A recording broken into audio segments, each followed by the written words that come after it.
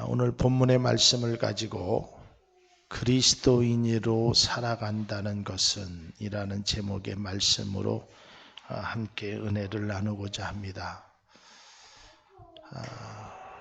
지금 세계에서 가장 돈이 많은 사람, 바로 마이크로소프트사를 창업한 빌 게이츠일 것입니다. 그 빌 게이츠 부부는 세상의 모든 생명은 똑같은 가치를 갖고 있다고 믿었기에 어렵고 힘든 사람, 배고픈 사람, 고난에 있는 사람, 아파하는 사람, 그 사람들을 돕는 일에 2000년도에 1억 달러를 기부해서 그 재단을 하나 설립합니다. 그래서 이 재단에서 지금까지 약 30조가 넘는 돈으로 말라리아 환자나 에이즈 환자나 오늘 또 특별히 윤태진 안수 집사님이 기도하셨듯이 세상에 굶주린 사람들 또 힘없는 사람들을 돕는 일에 많은 일을 행하고 있습니다. 제가 뉴스에 보면 충청북도 한 해의 예산이 180만 도민의 예산이 약 한 4조 원, 4조가 좀 넘는다는 것을 제가 뉴스에서 들은 적이 있습니다. 그러면 한번 생각해 보십시오. 30조라는 돈, 아마 우리는 생각할 수도 없고 만져보지도 들어보지도 못한 아마 어마어마한 돈일 것입니다. 뿐만 아니라 이 빌 게이츠는 자기가 가진 재산을 단 100만 달러만 자녀들에게 남겨주고 모든 재산은 사회에 환원하겠다라고 이야기를 합니다. 또 이러한 영향을 받아서 그런지 워렌 버핏이라는 또 큰 미국의 부자인 그분도 자신이 갖고 있는 그 주식을 다 팔아서 사회에다 환원하는 일들도 있습니다. 또 유럽 연합에서도 그랬고 또 우리나라에서도 기업들이 작은 그러한 움직임을 보이고 있습니다.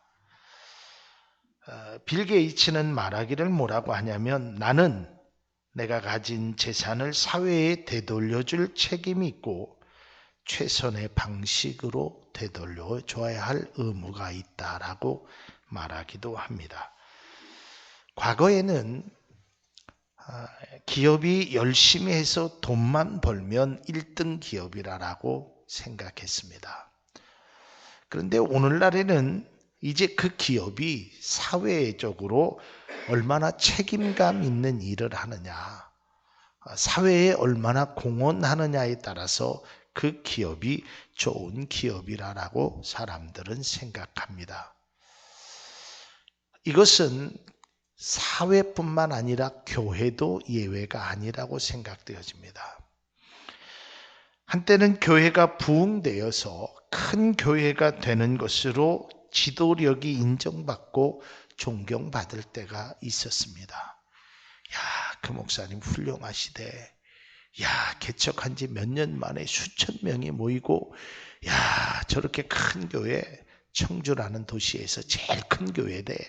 뭐 어느 도시에서 세계에서 몇 위권 되는 교회래. 그런 것들이 한때는 자랑이 되었습니다. 그러나 이제는 그런 것에 대해서 사람들은 별로 큰 관심을 갖지 않습니다. 심지어는 믿는 사람들도 그러한 것이 너무 식상하다라고 생각되어집니다.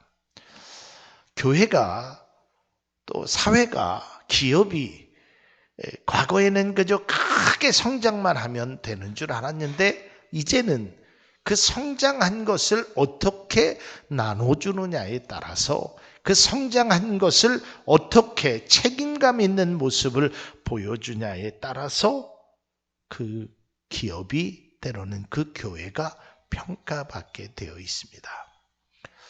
오늘날 안타깝게도 한국 교회가 굉장히 세상의 사람들로부터 지탄이 대상이 되고 있습니다. 한국교회가 굉장히 성장 일변도로 가다가 성장이 멈추고 이제는 퇴보하는 것입니다. 왜 퇴보하냐면 많은 사람들이 교회를 떠나는데 그 이유 중에 하나가 교회가 교회다운 모습을 갖추지 못했기에 많은 사람들이 떠나고 있다라는 것입니다. 그래서 교회가 이제는 많은 목사님들이 또 교회들이 이제 교회가 사회에다가 어떠한 일을 행해야 될 것인가. 그래서 이러한 각성운동들이 일어납니다.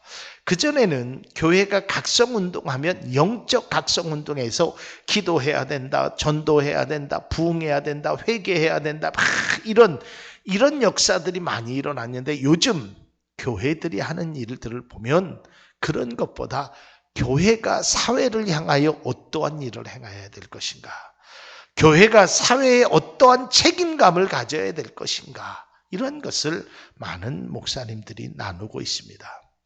우리 교회도 마찬가지입니다. 우리 교회의 목표가 교회가 크게 성장해서 또 우리 교회가 큰 건물을 짓고 이 청주에서 유명한 교회로, 이름 있는 교회로 남는 것이 우리 교회의 목표가 아닙니다. 우리 교회는 저기 쓰여 있는 것처럼 어려운 사람들을 얼마나 나눠주며 어려운 사람들을 얼마나 함께하며 어려운 이웃들과 함께할 수 있는 교회를 만드는 것이 우리 교회의 꿈이고 우리 교회의 책임이라는 사실을 우리는 항상 마음속에 간직해야 될 줄로 믿습니다. 우리가 조금 불편해도, 우리가 조금 덜 먹어도, 우리가 조금 연약하여도 우리는 가진 것에 남는 것을 주는 것이 아니라 먼저 어려운 분들을 생각하고 이웃을 생각하고 함께 섬기는 일에 우리가 앞장서는 교회가 하나님께서 이곳에 교회를 세워주신 목적이고, 사랑하는 성도님들과 부족한 이 목사가 이 교회를 이끌어 나가는데 가장 주안점이 되어야 되는 것은 하나님께서 우리 교회를 통하여 말씀하시고 기대하시는 것이 무엇인지를 우리가 바로 알아야 하는 것입니다. 이것은 기업만 그런 것이 아니라, 교회만 그런 것이 아니라 우리 개인에게도 마찬가지입니다.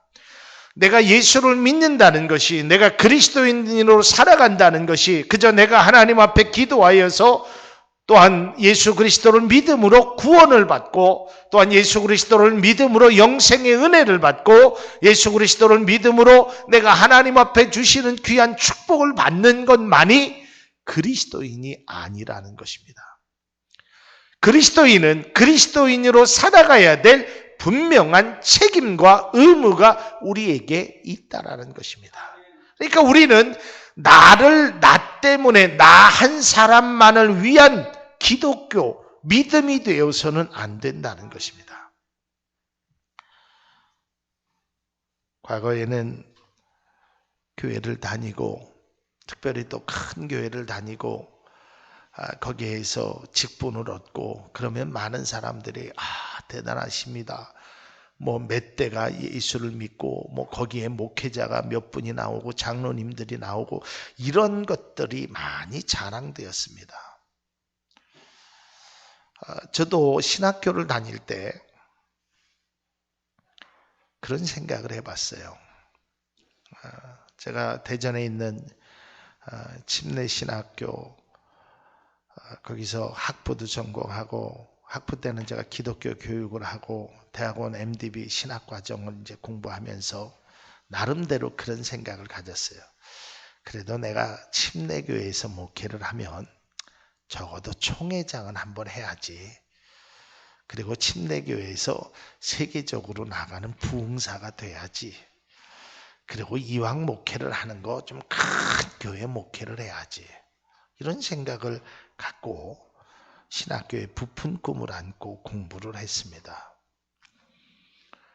그러다가 제가 결정적으로, 물론 우리 좋은 선생님을 만났지만 제가 책을 한 권 읽었습니다. 그것이 제자입니까? 라는 책입니다. 두란노 서원에서 나온 아주 오래된 책입니다.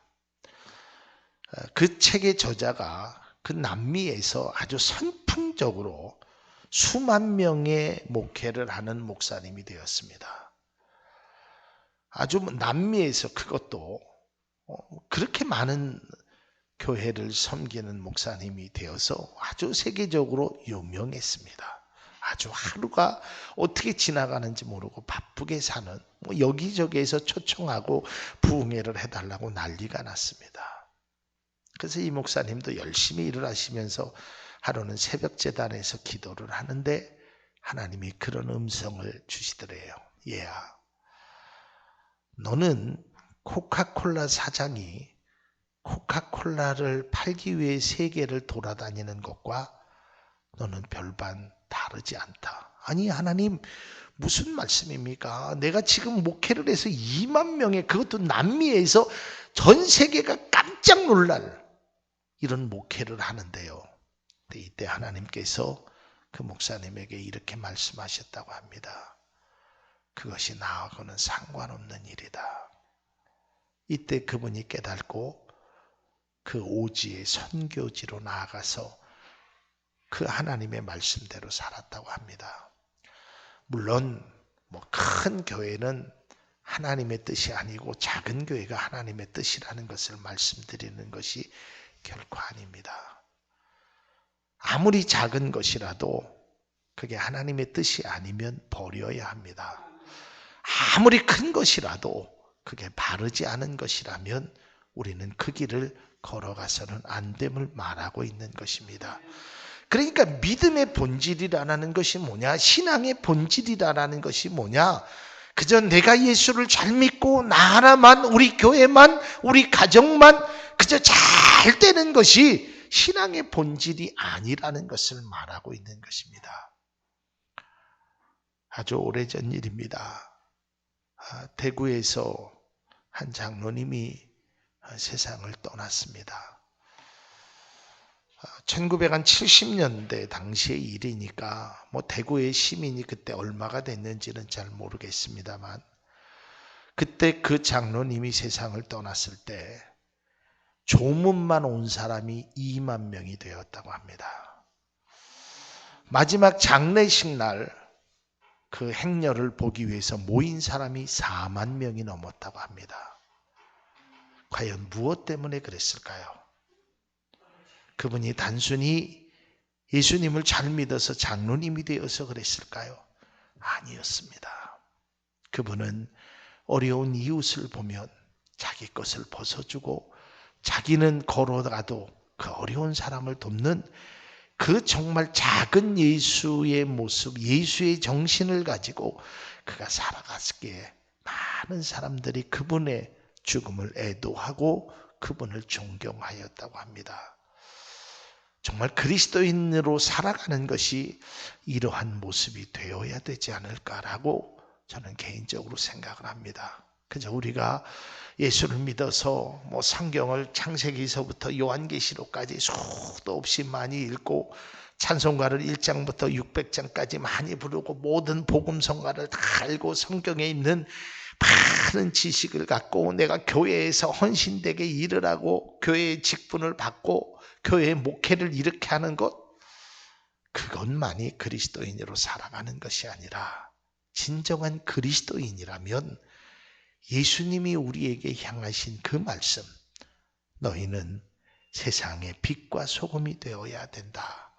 그리고 등경불을 말 아래 두어서는 안 된다. 너희의 등불을 보고 너희의 착한 행실을 보고 많은 사람들이 구원을 받도록 해라라는 그 마태복음의 그 말씀, 아니 성경 전체적으로 흐르는 말씀 속에서 우리가 진정 그리스도인으로 살아간다라는 의미를 우리가 바로 아는 귀한 시간이 되어야 될 줄로 믿습니다.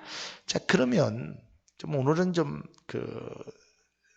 삶에 관한 그런 말씀, 또 내 개인적인 그런 말씀으로 과연 그리스도인으로 살아가는 것이 어떠한 것일까라는 의미로 오늘 본문의 말씀을 통하여 함께 은혜를 나누고자 합니다. 첫 번째로 그리스도인으로 살아가기 위해서는 이 갈등의 삶을 잘 극복해야 하는 것입니다.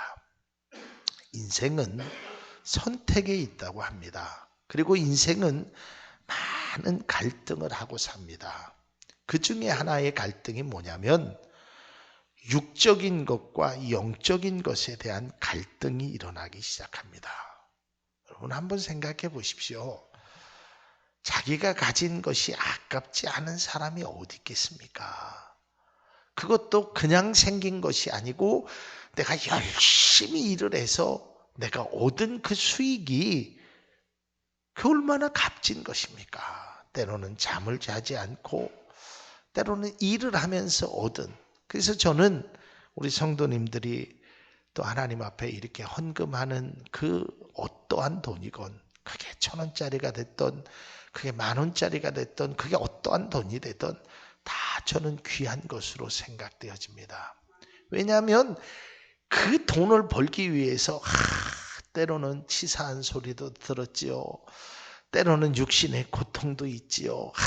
정말 때려치고 싶지만 그렇게 하지 못하고 정말 어렵게 벌은 돈을 그 중에 하나님 앞에 드리는 것입니다. 쉬운 것이 아닙니다. 뭐 믿음이 좋아서 하나님 앞에 드린다. 물론 믿음하고 상관없지만 믿음이 좋아서 하나님 앞에 드리는 돈이라고 그것이 값어치가 없는 것이 아닙니다. 빌 게이츠들 30조라는 돈을 사회에 환원하기까지 얼마나 큰 갈등이 있었겠습니까? 과연 내가 이렇게 하는 것이 맞는 걸까? 저렇게 하는 것이 맞는 걸까? 오늘 성경은 우리에게 이렇게 얘기하고 있습니다. 특별히 17절에 보면 육체의 소욕은 성령을 거스리고 성령은 육체를 거스리나니 이 둘이 서로 대적함으로 너희가 원하는 것을 하지 못하게 한다. 그러니까 여러분이 하고 싶은 일, 아무리 좋은 일이라고 할지라도 이게 갈등적인 삶이 있습니다. 때로는 사람이 그걸 막을 수 있습니다. 때로는 물질이 우리를 막을 수 있고 환경이 우리를 막을 수 있고 우리의 마음이 우리를 막을 수 있습니다. 사람은요, 없을 때는 내가 있으면 한다 이렇게 이야기합니다. 그러나 정작 있고 나면 그 다음에 뭐가 하냐면 요 정도 채워지고 난 다음에 하겠다라고 이야기를 합니다. 그러면 그 정도가 채워지고 나면 만족이 되느냐? 아닙니다. 그 다음에 다른 것을 채우기 위한 것입니다. 이 세상은 누구도 만족하며 살아가는 사람은 없습니다. 소유로 인하여 만족하는 사람은 단 한 사람도 없습니다. 소유로 만족하는 것이 아니라 우리의 본질로 만족하는 것입니다. 내가 많이 가졌기에 만족하고 적게 가졌기에 불만족한 사람은 많이 가져도 만족할 수 없습니다. 그러니까 내가 무엇을 소유했느냐, 내가 어떤 것을 누리느냐에 나의 만족의 초점이 되는 사람은 영원히 그럴 수 없습니다.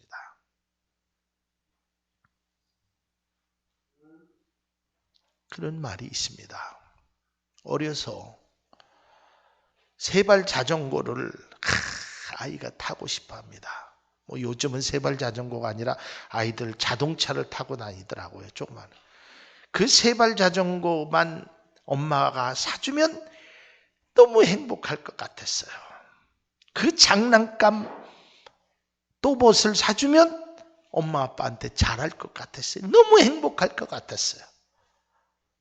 근데 그것을 가져보니까 처음에는 그 포장지를 뜯는 순간 가슴이 설레고 나도 이것을 소유하는구나 기뻤는데 시간이 조금 지나니까 그 또봇이라는 장난감은 나의 관심조차 없이 저 창고 한바닥에 있고 내가 그렇게 타고 싶었던 세발 자전거는 그저 아파트 앞에 먼지가 자욱하게 묻어 있더라 이 말이에요.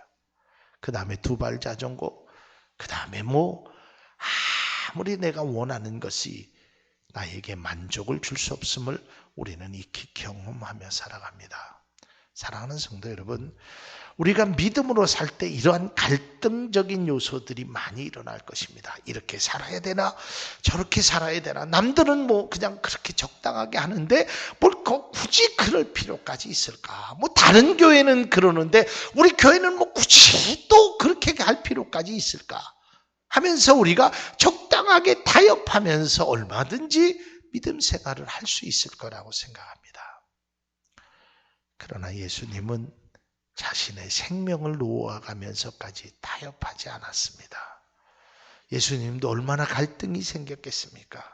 하나님, 만일 이 잔을 내게서 옮길 수만 있다면 옮겨주옵소서.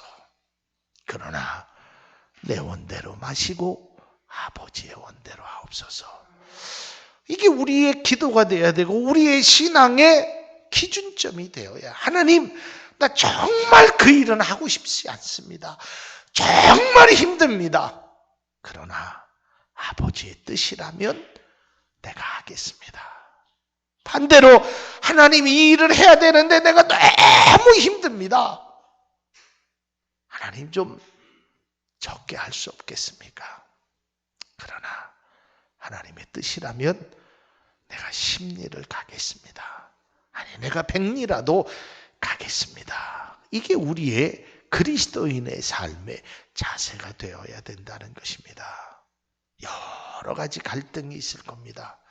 돈을 쓰는데도 갈등이 있을 거고, 또 하나님의 일을 하는데도 갈등이 있을 거고, 여러 가지 믿음 생활하는데 많은 갈등적인 요소가 있을 겁니다.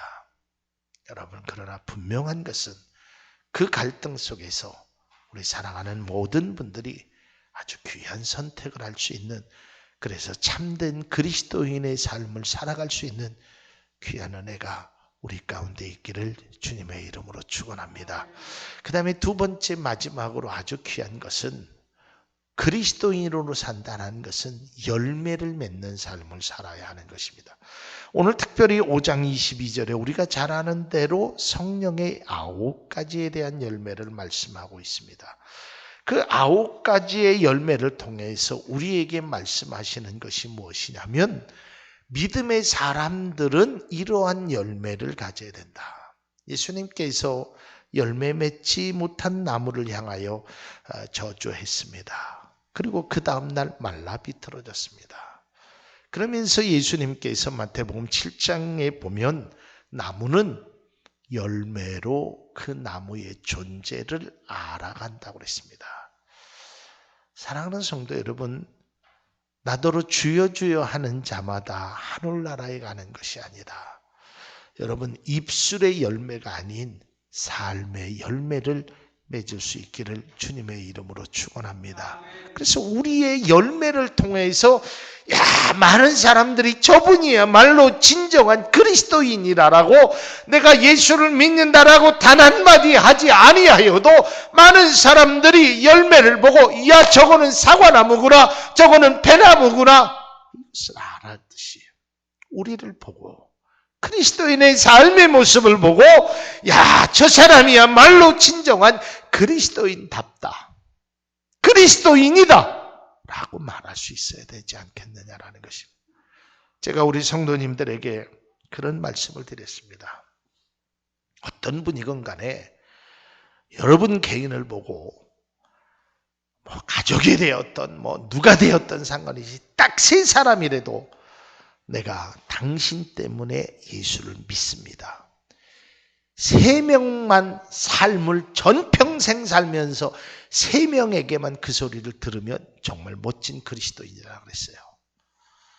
죄송하지만 저는 아직까지 단 한 번도, 한 명도 그런 소리를 저에게 한 분이 없었어요. 저도 아직 부족합니다. 여러분, 목사라고 해서 다 그리스도인답게 사는 것이 아닙니다. 저도 얼마나 부족한 사람인지 모릅니다. 그래서 여러분의 기도와 관심과 사랑이 더 많이 필요한 사람입니다. 그저 그렇게 가려고 애쓰는 것뿐입니다. 우리 함께 애쓰는 것뿐입니다. 누가 믿음을 측량할 수 있겠습니까? 목사의 믿음이 우리 교회에서 제일 좋다라고 아닙니다. 여러분들 중에서 훨씬 더, 제가 객관적으로 봐도 저보다 훨씬 믿음이 좋은 분들이 우리 교회에 있습니다. 제가 닮고 싶은 분들이 있습니다. 야, 저분의 성품을 내가 닮았으면 좋겠고, 저분의 신앙의 모습을 닮았으면, 목사 개인적으로 그런 생각을 가져봅니다. 여러분, 믿음은 알미 아니라가 삶이라고 말씀드렸습니다. 아는 것이 아닙니다. 깨달았으면 그대로 내가 삶을 실천해야 하는 것입니다. 누구나 다 귀한 것입니다. 아까운 것입니다. 소중한 것입니다. 그러나 남을 위해서 베풀었을 때 그것이 아깝고 힘들고 벌어든 것이라 할지라도 누가 알아주지 않아도 하나님께서 우리의 삶 속에 큰 은혜가 나타남을 기억할 수 있기를 바랍니다. 아니, 하나님조차 알아주지 않는다고 하여도, 누구조차 알아주지 않는다고 하여도 우리는 그 행진을 멈춰서는 안 되는 것입니다. 성경은 이렇게 기록되어 있습니다. 내 식물을 바다 위에 던지라. 정말 무모한 짓이죠. 내가 먹어도 시원치 않은 것을 왜 바다에 던집니까? 먹고 남는 것을 던지라는 것이 아닙니다. 내가 지금 가진 것을 던지라는 것입니다.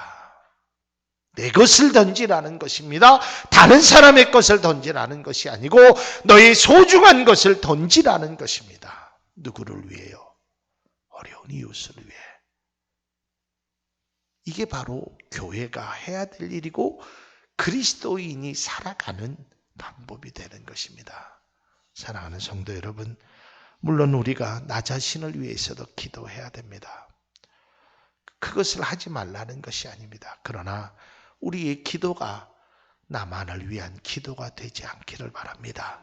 정말 부족한 사람, 그 어려운 사람, 함께 할 수 있는 사람, 내 작은 힘이라도 필요한 그 사람에게 그 사람을 위하여 기도할 수 있는 마음과 생각이 우리 가운데 열릴 수 있기를 바랍니다.